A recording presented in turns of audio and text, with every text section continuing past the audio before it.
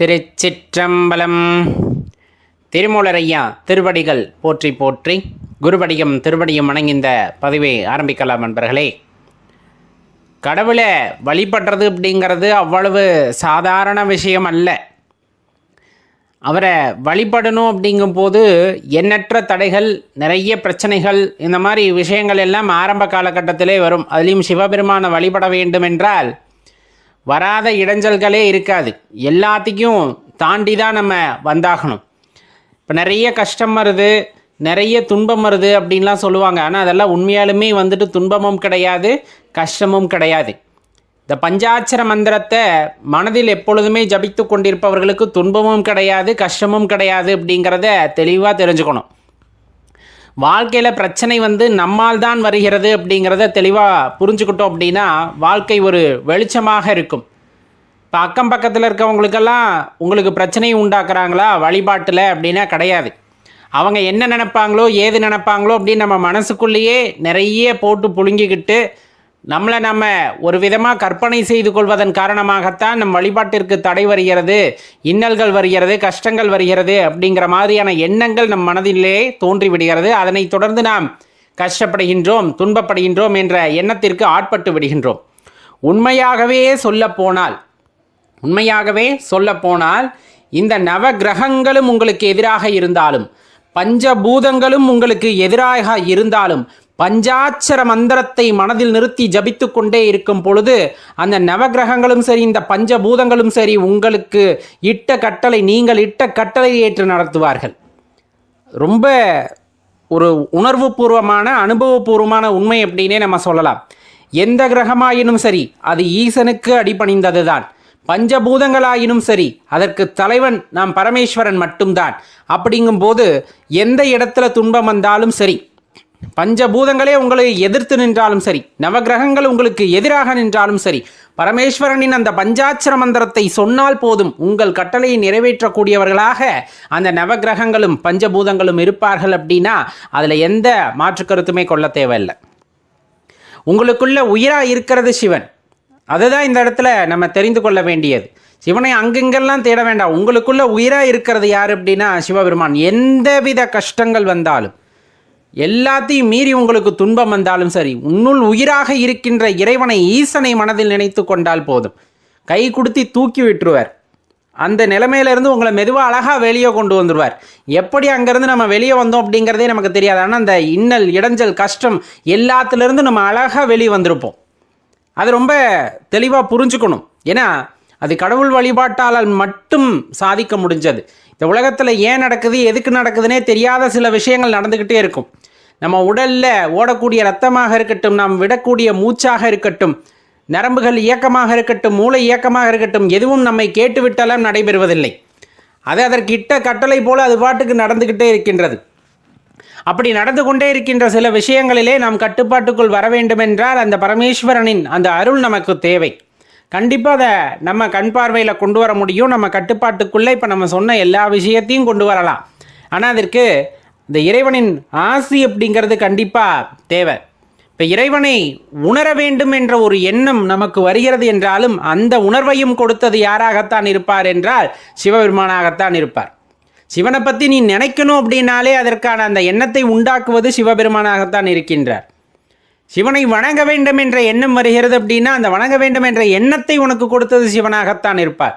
இல்லை என்றால் நீ அந்த அரும்பெரும் சக்தியை பற்றி யோசிக்கவே மாட்டாய். அதை யோசிக்க வேண்டும் என்ற எண்ணம் நமக்குள் வரவே வராது.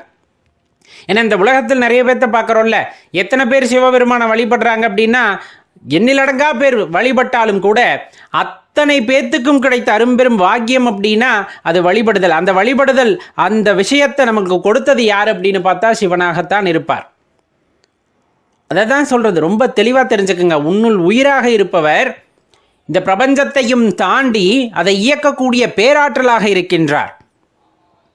அந்த உன்னுள் இருக்கக்கூடிய அந்த உயிராக விளங்கக்கூடிய அரும்பெரும் சக்தியாம் சிவபெருமானை உணர்ந்து கொள்ள வேண்டும் என்ற எண்ணம் உனக்குள் வந்துவிட்டாலே அது சிவபெருமான் காட்டிய கருணை பார்வை உங்கள் மீது இறைவன் காட்டிய கருணை பார்வையின் காரணமாகத்தான் உன்னுள் இருக்கின்ற அந்த இறைவனை உணர்ந்து கொள்ள வேண்டும் என்ற எண்ணம் உனக்கு வந்திருக்கிறது. அப்படிங்கும்போது அவர் எவ்வளோ பெரிய கருணை ஆளராக இருக்க முடியும் அப்படிங்கிறத யோசிச்சு பாருங்க. தினம் தினம் நன்றி சொல்ல வேண்டும். ஒவ்வொரு நாளும் அற்புதமாக கழிகிறது. ஒவ்வொரு நாளும் அற்புதமானதாக நமக்கு வடிவமைத்து தந்திருக்கின்றார். ஆனால் அதில் தேவையில்லாத எண்ணங்கள், தேவையில்லாத மனக்குழப்பங்களை வைத்து கொள்ளும் பொழுது நாமே அந்த வாழ்க்கையை சூனியமாக்கி கொள்கின்றோம். அப்படிங்கிறத தெரிஞ்சுக்கிட்டோன்னா தினம் தினம் வாழும் வாழ்க்கை இறைவனை மட்டுமே நினைத்து, இந்த உலகத்தில் இந்த ஒரு அற்புத நாளை நமக்கு கொடுத்திருக்கிறார், ஒவ்வொன்றையும் அனுபவித்து நாம் வாழ வேண்டும் என்பதற்காக இந்த உயிரையும் உடலையும் கொடுத்திருக்கின்றார். அப்படிங்கும் போது பிறருக்கு அன்பு செய்து அதன் வாயிலாக இறைவனை கண்டு உண்மையாகவே இன்பம் எது என்று உணர்ந்து அதன்படி வாழ வேண்டும் என்ற அந்த உத்வேகத்தை நமக்குள் ஏற்படுத்தி கொண்டோமேயானால் இந்த வாழ்க்கையானது இன்பமயமானதாக இருக்கும். அப்படிங்கிறதுல எல்லளவும் சந்தேகம் வேண்டாம். சிவாலயத்திற்கு போகிறோம், சிவனை வழிபடுறோம், அவர்கிட்ட ஏதாச்சும் கேட்கணும்னு தோணுதா உங்களுக்கு? அவர்கிட்ட ஏன் முதல்ல கேட்கணும்? ஏன்னா இந்த பக்தி அப்படின்னு வந்துட்டாலே இப்போ இருக்க காலகட்டத்தில் இறைவனிடம் போய் ஆலயத்தில் நின்றாலும் சரி, இல்லை அமைதியாக அமர்ந்து தியானத்தில் ஈடுபட்டாலும் சரி, ஏதேனும் ஒரு விண்ணப்பத்தை வைத்து கொண்டு அவரிடம் ஒரு கோரிக்கையை வைக்க வேண்டும் என்ற எண்ணத்தை எப்படி உண்டாச்சு, இல்லை யார் உண்டாக்கினார்கள் அப்படிங்கிறதெல்லாம் தெரியலை. அது ரொம்பவே மனசு ரொம்ப குழப்பமாக இருக்குது. அவரிடம் நான் விடை கேட்கின்றேன் அப்படிங்கிறது வேற. வாழ்கின்ற சூழ்நிலைக்கு ஏற்றவாறு எனக்கு அது வேண்டும் இது வேண்டும் அப்படின்னு எப்போ நம்ம கேட்க ஆரம்பித்தோமோ அப்போவே அந்த பக்தி அப்படிங்கிற நிலையிலேருந்து நம்ம கீழே வந்துடுவோம். அதனால தான் எப்போவுமே சொல்கிறது, எந்த ஆலயத்திற்கு போனாலும் சரி, அதையும் குறிப்பாக நீங்கள் சிவாலயத்திற்கு போனால் கண்டிப்பாக இறைவனிடம் நீங்கள் எதுவும் வேண்ட வேண்டும் என்ற அவசியம் இல்லை. வேண்டத்தக்கதறிவோய் நீ, வேண்டும் வரும் தருவோய் நீ அப்படின்ட்டு சொல்லுவாங்க. நம்ம என்ன வேண்ட போகிறோங்கிறதே இறைவனுக்கு தெரியும்.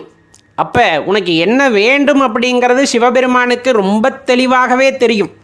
அதை நான் சொல்லி இறைவன் தெரிந்து கொள்ள வேண்டும் என்றால் அப்போ அந்த இடத்துல அந்த இறைவனுக்கு என்ன மதிப்பு இருக்குது அப்படிங்கிறத யோசித்து பார்க்கணும் இல்லையா? அப்படிப்பட்டவர் அல்ல எம்பெருமான் ஈசன். சர்வேஸ்வரன், சகலமும் உணர்ந்தவர், இந்த பிரபஞ்சத்திலே இருக்கக்கூடிய எல்லா உயிர்களுக்கு தேவையானவற்றை உணர்ந்தவர். நாம் என்ன கேட்கப் போகின்றோம் என்பது கூட தெரியாதவரா? கண்டிப்பாக இல்லை. அதனினும் தாண்டி நமக்கு என்ன வேண்டுமோ, நமக்கு எது நல்லதோ, நமக்கு எதை கொடுத்தால் நல்லதாக நாம் பயன்படுத்துவோமோ, நாம் நன்றாக இருப்போமோ அதை பார்த்து பார்த்து கொடுப்பவர் எம்பெருமான் ஈசன். அப்படி பார்த்து பார்த்து கொடுப்பதிலே எது சிறந்ததோ அதைத்தான் அவர் நமக்கு கொடுக்கின்றார். சரி, அப்படி கொடுக்கறதுல நிறைய துன்பமாக இருக்கிறதே, நிறைய கஷ்டங்கள் வருகிறதே அப்படிங்கிற அந்த கேள்வியும் பின்தொடர்ந்து தான் வரும். கண்டிப்பாக எல்லா இடத்திலும் மேடு பள்ளமே இல்லாமல் ஒரே சீராக ஒரு இடம் செல்கிறது என்றால் அது ஒரு இடத்துல கட்டுப்பாடு இல்லாத பகுதியாக சென்றுவிடும். ஒரு இடத்துல மேடும் பள்ளமாக இருக்குன்னா நம்ம நிதானித்து போக ஆரம்பிப்போம். வாழ்க்கையில் எல்லா மேடு பள்ளங்களும் வரத்தான் செய்யும், இன்பம் துன்பம் வரத்தான் செய்யும். அப்படி வரும்போது தான் அந்த உயிரானது பக்குவப்படும். உயிர் எதற்கு பக்குவப்பட வேண்டும்? ஏன்னா இன்ப துன்பம் என்று இரண்டு வேறு பகுதிகள் உள்ளன. அந்த இரண்டையும் ஒரே நோக்கில் பார்க்கக்கூடிய ஆற்றல் ஒருவனுக்கு வருகிறது. அப்படிங்கும் போது தான் அந்த மனமானது பக்குவ நிலையை நோக்கி பயணிக்க ஆரம்பிக்கும். பக்குவம் என்பதை அடைவதற்கு பல ஆண்டுகள் ஆனாலும் அந்த பக்குவம் என்று ஒன்று உண்டு. அதனை நோக்கி நாம் பயணிக்க ஆரம்பிக்கும் போதே வாழ்க்கையோட அந்த உன்னதமான அர்த்தமானது நிறைவேற ஆரம்பிக்கின்றது. அதனால்தான் ஆங்காங்கே மேடுகளும் பள்ளங்களும் நம் வாழ்க்கையில் ஏற்படுகின்றது. நீங்கள் ஏதாச்சும் ஒரு விஷயம் செய்யணும்னு நினைக்கிறீங்க, ஏதாவது ஒரு விஷயம் செய்யணும்னு நினைக்கிறீங்க, உங்களுக்கு ஒரு பிடிமானம் வேண்டும், அது நடக்க வேண்டும் அப்படின்னு நீங்கள் நினைத்துட்டாலுமே கூட அதை இறைவனிடம் போய் சொல்லிவிடுங்கள். நான் இதை செய்ய வேண்டும் என்று இருக்கின்றேன், நான் செய்ய போகின்றேன் என்று அவர் மீது பாரத்தை போட்டுவிட்டு, சிவபெருமான் மீது பாரத்தை போட்டுவிட்டு நீங்கள் பாட்டுக்கு அந்த செயலை செய்ய ஆரம்பித்து விடுங்கள். ஏனால் அது அவர் வழிகாட்டியது. உங்களுக்கு ஒரு எண்ணம் தோன்றுகிறது, ஒரு விஷயத்தை செய்ய வேண்டும் என்ற எண்ணம் உங்களுக்குள் உண்டாகிவிட்டது அப்படின்னா அந்த எண்ணத்தை அடிப்படையாக கொண்டு நீங்கள் செயல்பட ஆரம்பிக்கின்றீர்கள். அவ்வாறு செயலாற்ற வேண்டும் என்ற எண்ணம் உங்களுக்கு தோன்றியதே சிவபெருமானால் மட்டும்தான் இருக்க முடியும். அப்படி இருக்கும்போது அவரிடம் சென்று இந்த வினையை நான் ஆற்றப் போகின்றேன், நீ இட்ட கடமையை நான் செய்ய போகின்றேன், அதில் எந்த பிரச்சனைகள் வந்தாலும், எந்த இன்பம் வந்தாலும், எந்த துன்பம் வந்தாலும் அது உனக்கே பொறுப்பு அப்படின்ட்டு அவரிடம் ஒப்புவித்து விட்டு நாம் அச்செயலை செய்ய ஆரம்பிக்கும் போது அதற்கு உற்ற துணையாக இறைவன் அங்கே இருக்கின்றார். அந்த காரியமானது நல்ல முறையிலே நிறைவேறுவதற்கும் அதில் எந்த இடைஞ்சல்களும் வராமல் இருப்பதற்கும் அவரே காரணகர்த்தாவாக இருந்து காத்து வருவார். அப்படின்னா அதில் நீங்கள் எதுவுமே ஐயப்படவே தேவையில்லை. அவரே நம்மளால் எளிதில் உணரதான் முடியாது. ஏன்னா தன்னை வெளிக்காட்டி கொள்ளவே மாட்டார். அவ்வளவு எளிதாக உயிர்களுக்குள் மறைந்திருக்கும் ஈசன் வந்து தன்னை வெளிக்காட்டி கொள்ளவே மாட்டார்.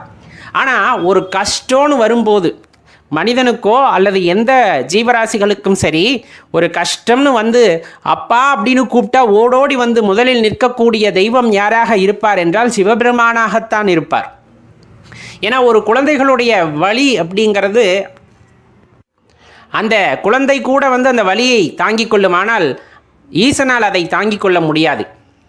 அப்போ ஒரு இடத்துல கஷ்டம் வந்தாலும் சரி, நஷ்டம் வந்தாலும் சரி, இன்பம் அதிகமாக வந்து அப்பான்னு கூப்பிட்டாலும் சரி, அந்த இடத்துல உங்கள் கூட அந்த உணர்வுகளை பகிர்ந்து கொள்வதற்கு ஒரு இறைவன் வந்து நிற்பார் அப்படின்னா அது கண்டிப்பாக சிவபெருமானாகத்தான் இருப்பார். கூப்பிட்ட குரலுக்கு வரக்கூடிய தெய்வம் அப்படின்னா எம்பெருமான் சிவன். நம்ம அடிக்கடி சொல்வது உண்டு, சிவன் சிவன் என்று சொல்லிக்கொண்டே இருக்கின்றோமே. கண்டிப்பாக நம் எல்லா நேரங்களிலும் எல்லா இடங்களிலும் சிவன் சிவன் என்று சொல்லிக்கொண்டே இருப்போம், பஞ்சாட்சர மந்திரத்தை சொல்லிக்கொண்டே இருப்போம். அது வந்து அவ்வளவு சாதாரண விஷயமா அப்படின்னா எளிதாக எல்லோராலும் சொல்ல முடியாத விஷயம், நினைத்தாலும் சொல்ல முடியாத விஷயம். யார் நாவிலே இந்த சிவன் என்ற வார்த்தை வருகிறதோ, பஞ்சாட்சர மந்திரம் தொடர்ந்து வருகின்றதோ, அவரெல்லாம் பாக்கியவான்கள், அவரெல்லாம் பாக்கியவான்கள்.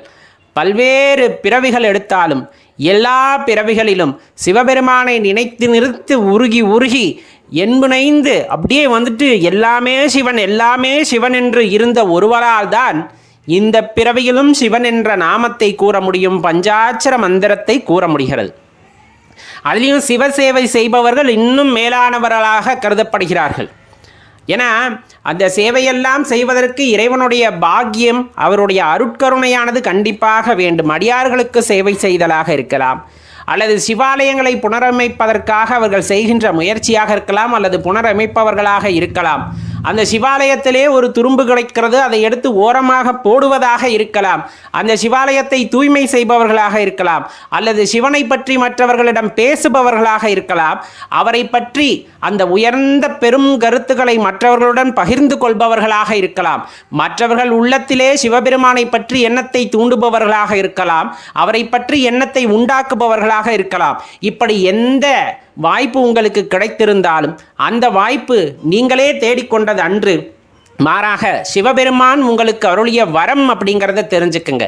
அவ்வரம் எவ்வாறு கிடைக்கும் என்றால், ஒவ்வொரு ஜென்மத்திலும் நாம் சிவபெருமானை நினைத்து செய்கின்ற செயல்கள், அந்த வினைகள், நாம் அர்ப்பணிப்புடன் வாழ்க்கையை நடத்தி இருப்போம் போன ஜென்மங்களிலெல்லாம். எல்லாமே அப்பன்தான் அப்படின்ட்டு அப்பன் மீது பாரத்தை போட்டுவிட்டு எது நடந்தாலும் உனக்கே அப்படின்ட்டு ஒவ்வொரு நொடிப்பொழுதும் நம் வாழ்க்கையை நடத்தி இருப்போம். சாகும் தருவாயிலும் கூட சிவன் என்ற நாமத்தை, சிவன் என்ற மந்திரத்தை, பஞ்சாட்சர மந்திரத்தை மட்டுமே உச்சரிப்பவர்களால் மட்டுமே அடுத்த ஜென்மம் என்று ஒன்று இருந்தாலும் அந்த ஜென்மத்திலே சிவபெருமானுடைய நாமத்தை சொல்லக்கூடிய அருகதையை பெற்றவர்களாக அவர்கள் பிறந்திருப்பார்கள். அல்லது சிவாலயங்களிலே அந்த உழவாரப் பணிகளை செய்வதற்கான அருகதையை அவர்கள் பெற்றிருப்பார்கள், அல்லது சிவசேவை செய்யக்கூடிய அந்த உயரிய தகுதியை பெற்றவர்களாக அவர்கள் இப்பொழுது இருந்து கொண்டிருப்பார்கள். மற்றவர்கள் யாவரும் இந்த பிறவியிலாவது ஈசனின் திருநாமத்தை சொல்லி பிற்கால வாழ்க்கைக்கு ஒளியை ஏற்றிக்கொள்ள வேண்டும் என்பதுதான் நாம் கேட்டுக்கொள்கின்றோம். ஓம் நம சிவாய.